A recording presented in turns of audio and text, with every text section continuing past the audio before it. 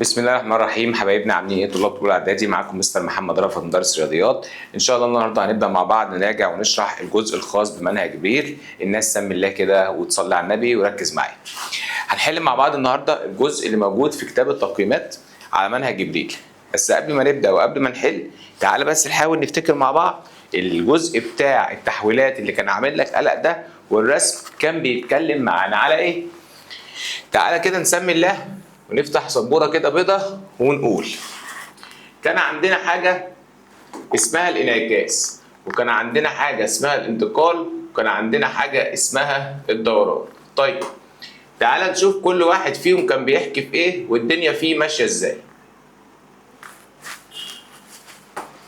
لما يجي يتكلم عن الانعكاس، سعادتك كان عندك انعكاس في محور اكس، وكان عندك انعكاس في محور واي.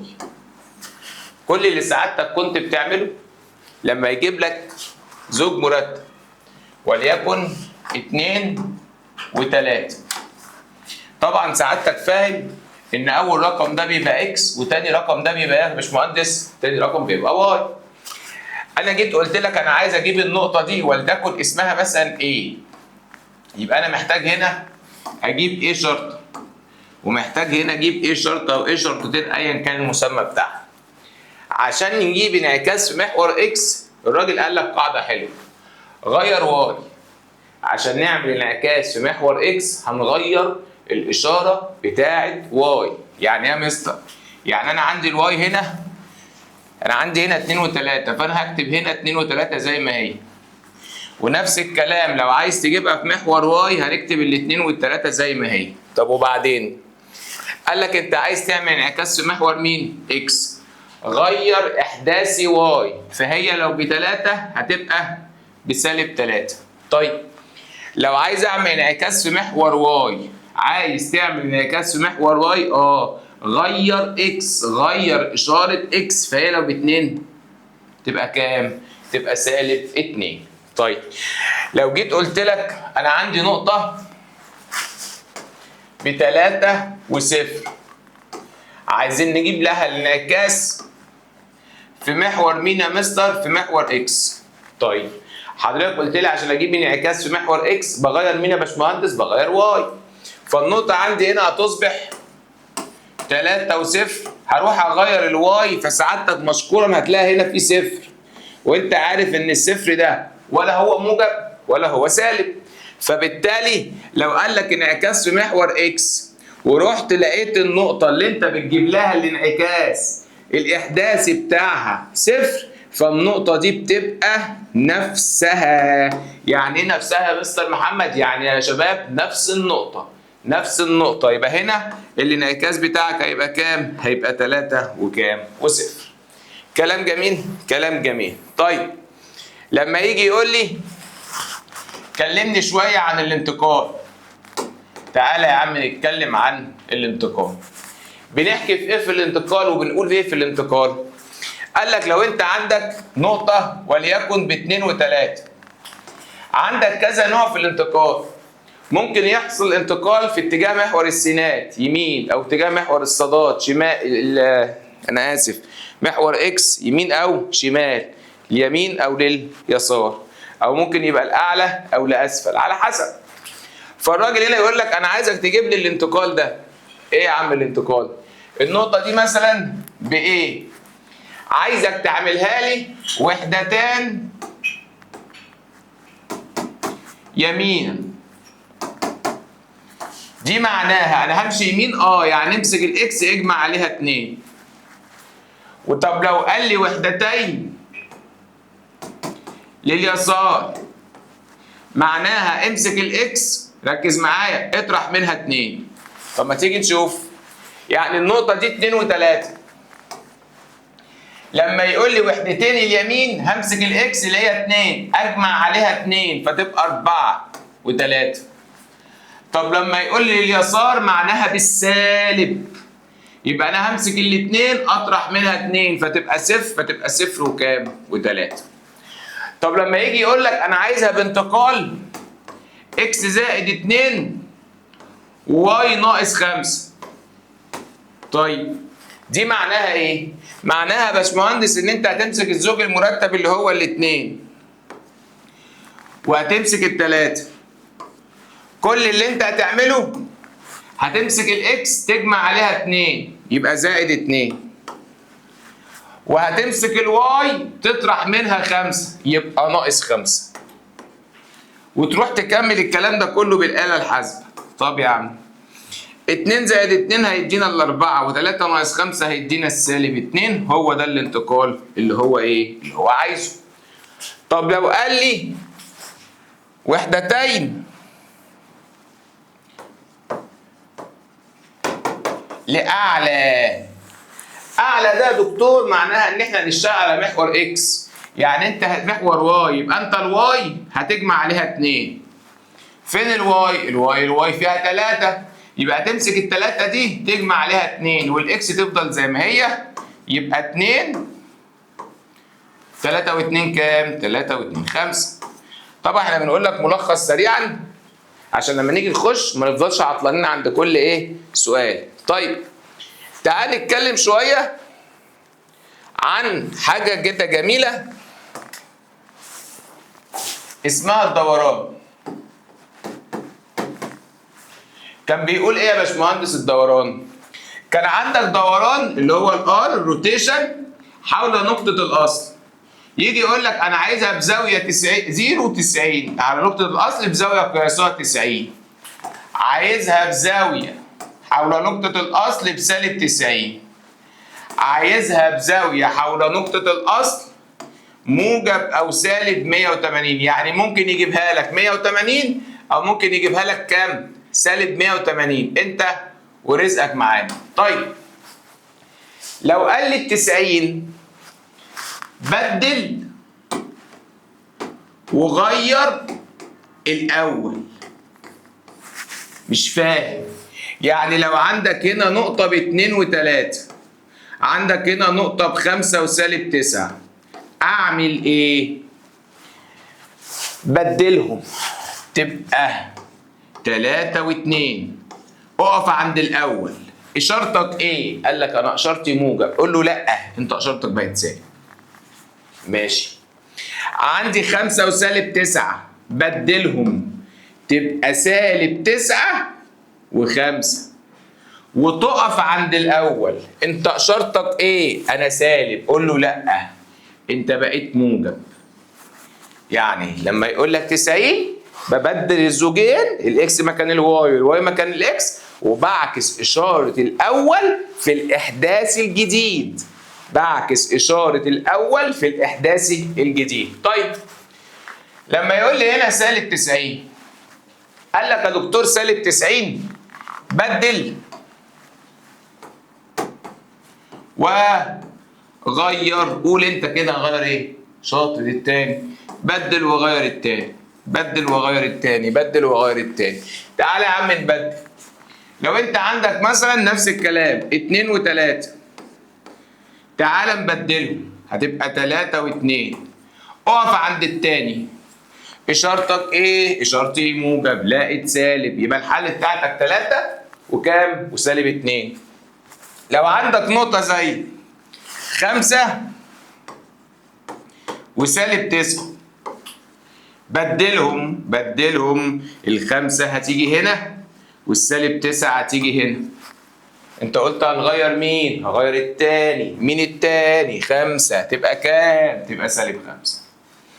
طيب لما يقول لك موجب او سالب 180، غير الاشارات فقط. غير الاشارات فقط. يعني الموجب يا باشمهندس هتخليه سالب والسالب هتخليه موجب، بس ما بنبدلش، بنبدل في ال90 او في السالب 90. طيب يعني لما يقول لك 2 و3 تبقى سالب 2 سالب 3. طب لما يقول لك 5 وسالب 9 تبقى سالب 5، غير السالب 9 تبقى كام يا دكتور؟ 9. هنضيف معلومة صغيرة بس قبل ما نمشي. ايه هي يا مستر؟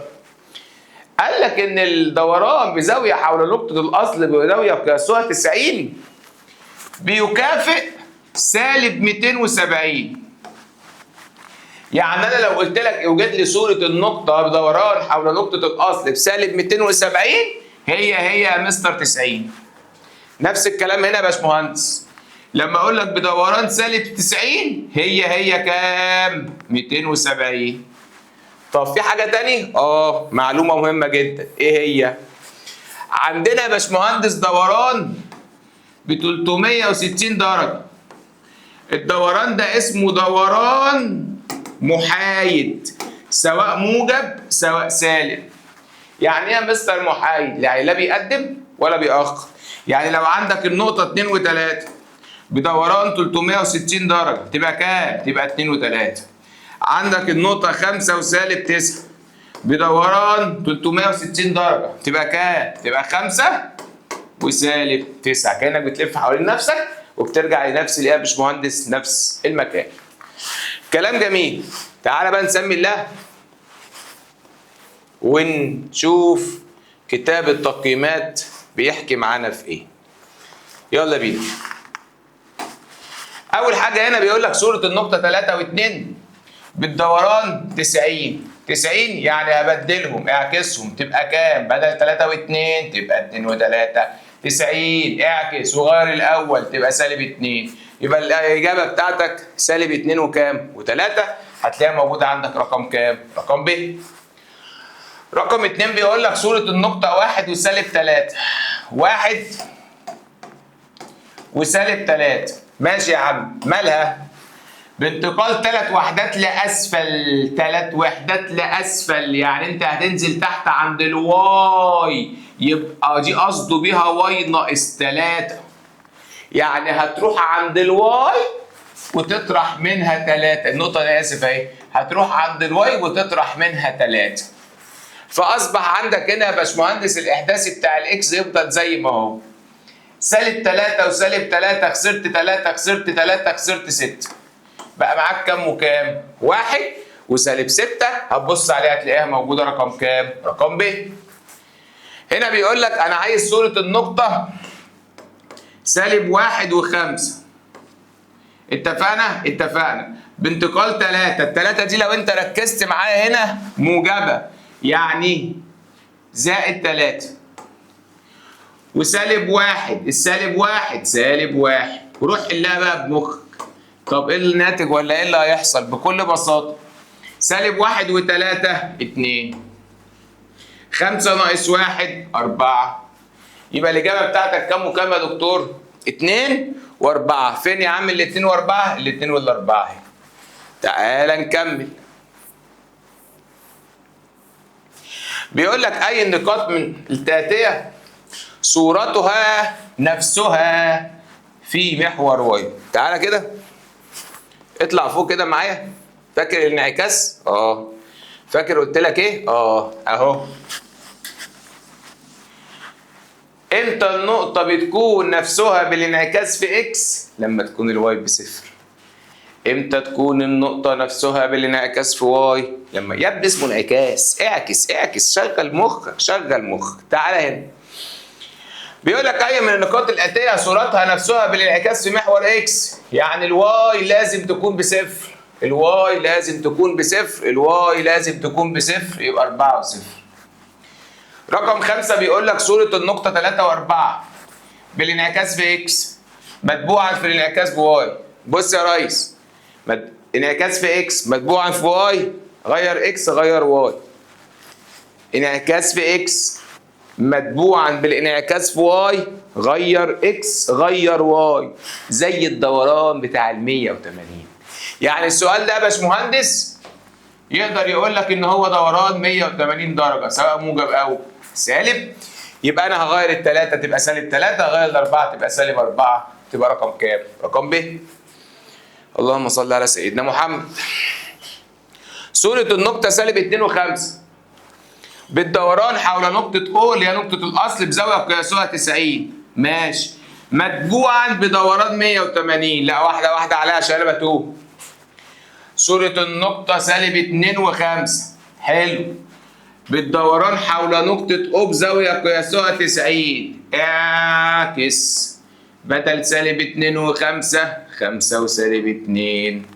هو قال لك 90 يبقى تغير مين؟ اغير الاول يبقى سالب 5. امين؟ امين. وبعدين متبوعا بدوران 180. ما هو ال 180 ده يا باشمهندس بيعمل ايه؟ بيغير الاثنين، فهيصبح كام؟ بدل سالب 5 هتبقى 5 وبدل سالب 2 هتبقى 2. يبقى الإجابة بتاعتك كام وكام؟ 5 و2.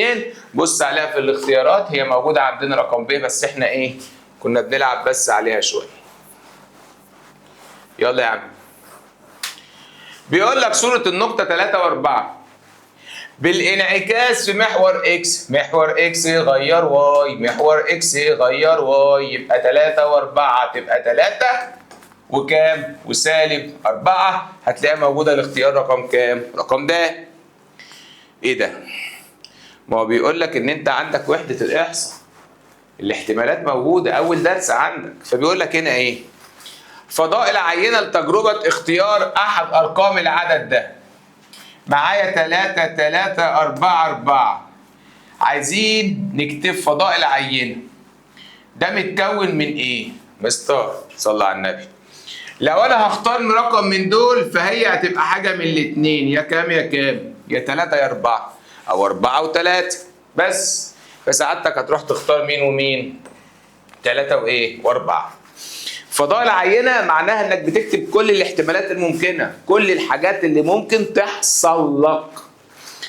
هنا بيقول لك النقطة 3 و5 هي صورة النقطة سالب 1 و6 بالانتقال. لا ساعة بقى كده معايا.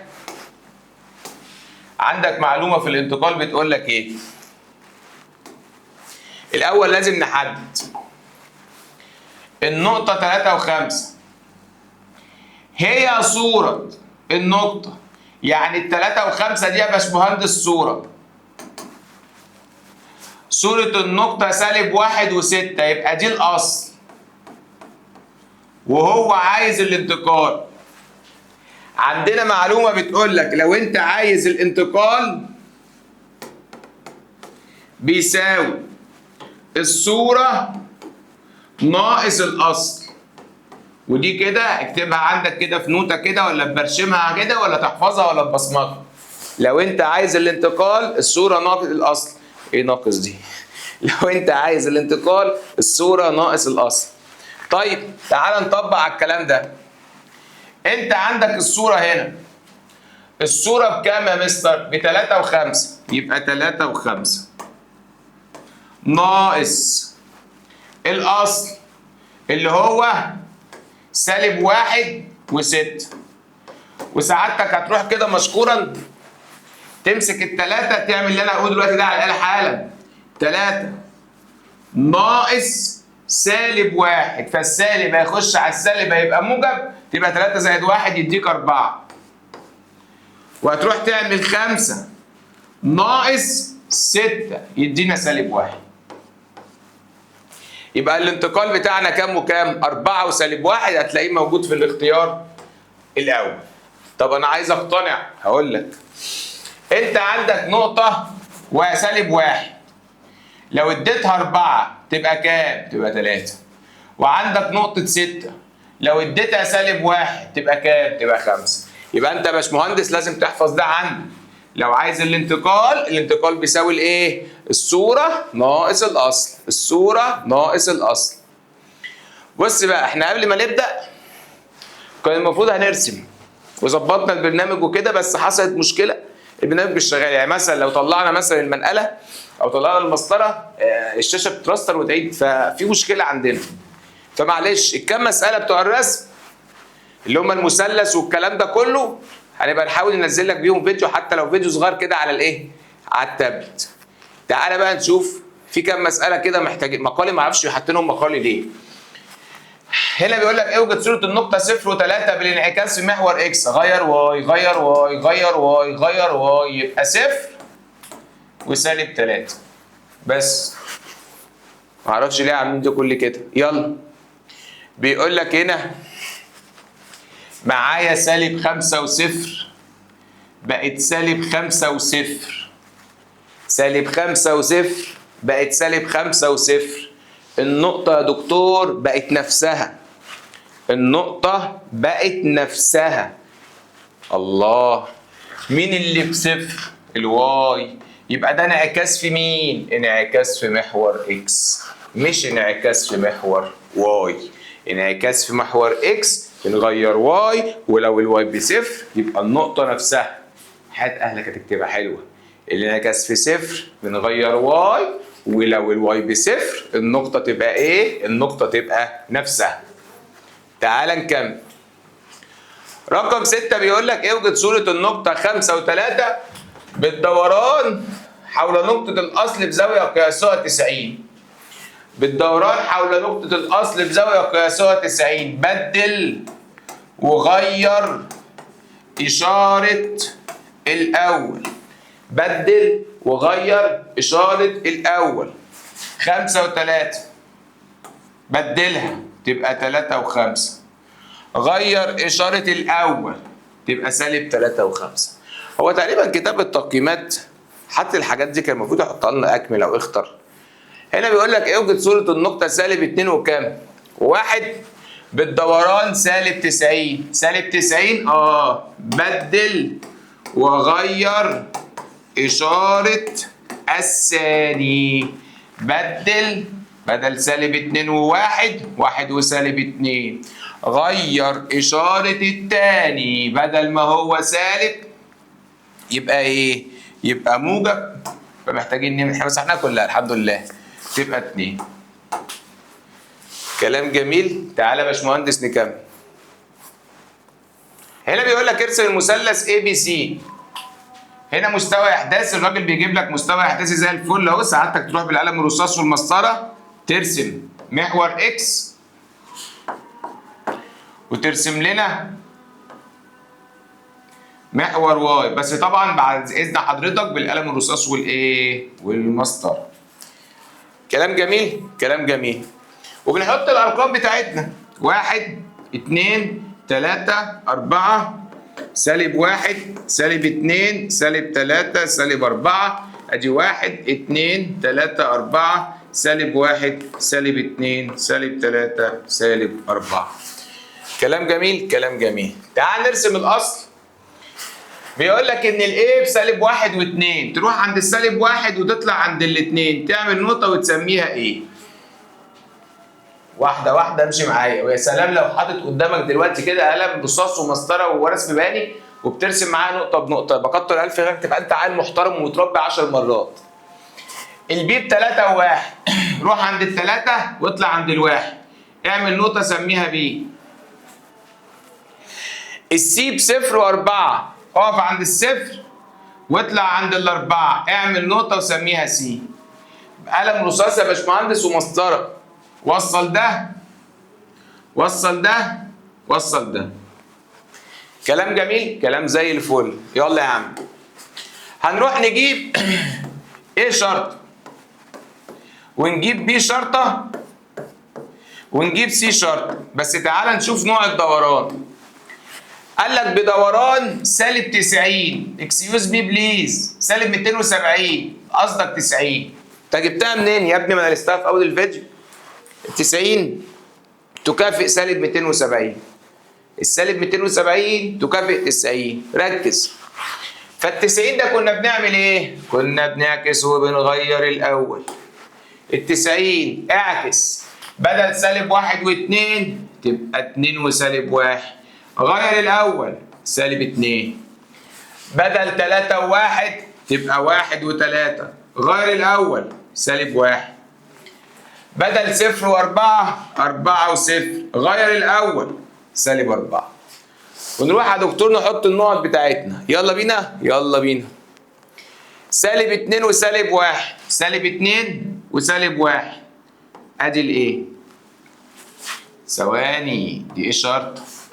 البي شرطة بسالب 1 و3. سالب 1 و3 دي بي شرطة. السي شرطة بسالب 4 و0. سالب 4 و0 اهي سي شرطة. وصل ده وصل ده وصل ده. حلو، حلو جدا. يلا بينا، يلا اللي بعده. ارسم المثلث اي بي سي، ايه كذا بي كذا سي كذا، ثم ارسم صورته بالانتقال. تعال اول نرسم الاصل. اتعود دايما تاخد الاول نص الدرجه. اتعود دايما يا باشمهندس تاخد نص الدرجه الاول. روح ارسم. ده المستوى الاحداثي.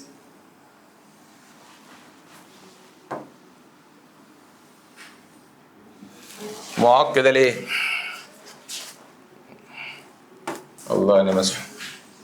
يلا تاني. طبعا بالمسطره والقلم الرصاص الدنيا عندك هتبقى افضل من كده بكتير. ادي الواحد الاتنين التلاته الاربعه وادي اكس.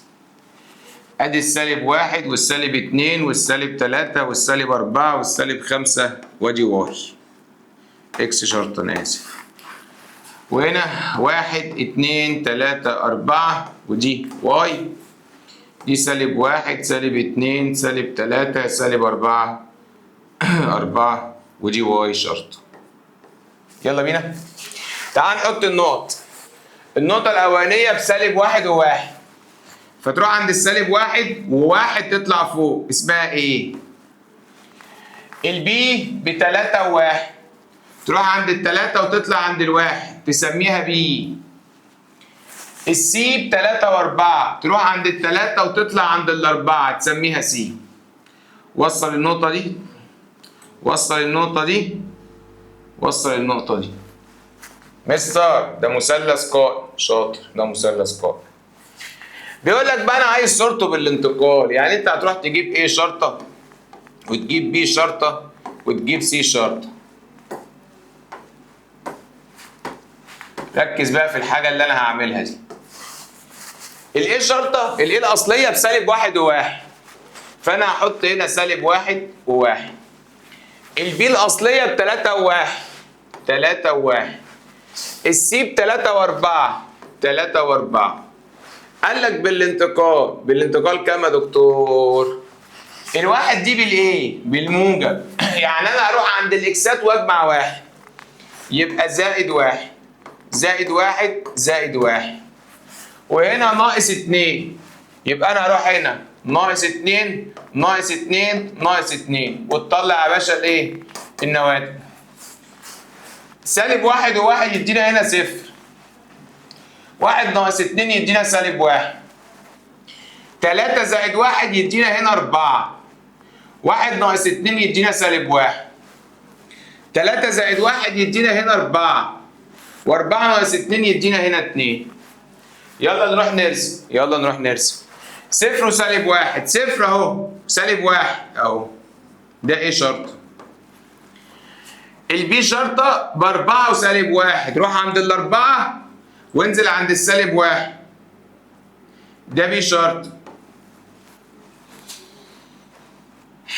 السي شرط باربعة واتنين. روح عند الاربعة واطلع عند الاتنين اهو، عند الاتنين عشان نشوف. ده سي شرط. هتوصل ده وهتوصل ده وهتوصل ده. لازم الصورة بتاعته يا دكتور تبقى مثلث ايه؟ يبقى مثلث قائم. نفس الكلام هنا. ارسم المثلث. هرسم المثلث. يلا يا عم.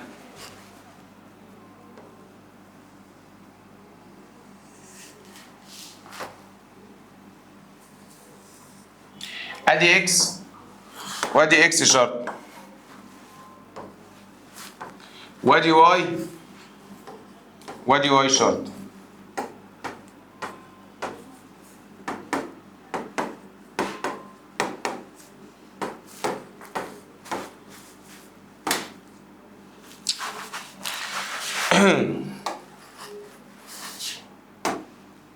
ايه ماشي. يلا نكمل. ده سالب واحد سالب واحد سالب اتنين سالب تلاتة سالب اربعة. يلا يا باشمهندس سمي الله. اول حاجه هنا بيقول لك ان الايه بسالب واحد وواحد. انت خدت بالك ان انا بروح ارسم الاول؟ ما ببصش على اي حاجه غير ان انا ارسم. سالب 1 و1 تروح عند السالب 1 وتطلع عند الواحد تسميها ايه؟ البي ب3 و1 روح عند ال3 واطلع عند الواحد سميها بي. السي ب3 و4 روح عند ال3 واطلع عند ال4 سميها سي. وصل دي وصل دي وصل دي. يا مستر ده نفس البتاع تقريبا. يا عم انت مالك، ما هو عايزه كده. يلا بيقول لك انا عايزه بانتقال اكس زائد 4 واي ناقص 1. يبقى تيجي هنا يا باشمهندس، عندنا هنا ايه شرطه، وعندنا هنا بي شرطه، وعندنا هنا سي شرطه. معلش انا ممكن بكون بطول الخطوه سنه عليك، بس احنا في الامان، احنا بنتكلم في ان احنا مش عايزين نوقع مننا اي درجات. سالب 1 و1 يبقى هنا سالب 1 و1. 3 و1 يبقى هنا 3 و1. 3 و4 يبقى هنا 3 و4. كلام محترم. بيقول لك انا عايزها بانتقال اكس زائد 4. يبقى زائد 4 زائد 4 زائد 4 ناقص 1 ناقص 1 ناقص 1 ناقص 1. يلا يا باشا نكمل. سالب 1 و4 يدينا 3. 1 ناقص 1 يدينا هنا 0. 3 زائد 4 يدينا 7. ياه هنجيب ال7 دي منين؟ 1 ناقص 1 يدينا 0. 3 زائد 4 برضه هيدينا 7. مفيش مفر. 4 ناقص 1 يدينا 3. يبقى انت يا باشا محتاج تطول دي سيكا. ياه انا اسف بقى معلش. 5 6 7. طبعا في الرسم عندك هتبقى اشيك من كده واحسن من الايه؟ من القذاره اللي احنا عاملينها دي. يلا بينا يلا. تعال نحط النقط بتاعتنا. اول واحده 3 و0 روح عند ال3 واثبت عند الصفر. دي اسمها ايه؟ دي اسمها ايه شرط. ينفع اكتب بس على الخط؟ ما تكتب يا عم على الخط، ايه المشكله؟ بي شرطه ب7 و0. 7 و0 دي اسمها بي شرطه. سي شرطه ب7 و3 روح عند ال7 واطلع عند ال3 دي اسمها سي شرطه. وصل ده وصل ده وصل ده. كده احنا عملنا له ايه يا باشمهندس؟ عملنا له الانتقال. كلام جميل جميل. دي برضو رسم زاويه، واحنا قلنا لك احنا عندنا مشكله في الرسم معلش، برضو نفس الكلام ما هيبقى بالبرجل. سعادتك بقى ايه هنظبطها معاك ان شاء الله. هنا لا ده الجزء بتاع التقييمات. لحد هنا كده يا باشمهندس يبقى احنا المراجعه بتاعتنا صغيره خالص جدا الحمد لله، ما خدتش وقت وخلصناها. التقييمات كله بيتكلم عن الانعكاس والانتقال والايه والدوران. حاول بعد اذن حضرتك، بس بعد اذنك نصيحه مني، بص بصه على شبه المنحرف. بص بصه على شبه المنحرف. ليه؟ لان انا عندي احساس انه هيمد ايده يطلع بسؤال من شبه المنحرف ويحطه لك في شهر ابريل. طب ده كان في مارس، ايه اللي جابه في ابريل؟ يا عم ده شغل انا بقى، دي وجهة نظر الله اعلم طبعا. ربنا معاكم ان شاء الله. هقابلكم على المراجعه باذن الله. كان معاكم مستر محمد رأفت، اتمنى انكم استفدت معانا واشوفكم على خير باذن الله.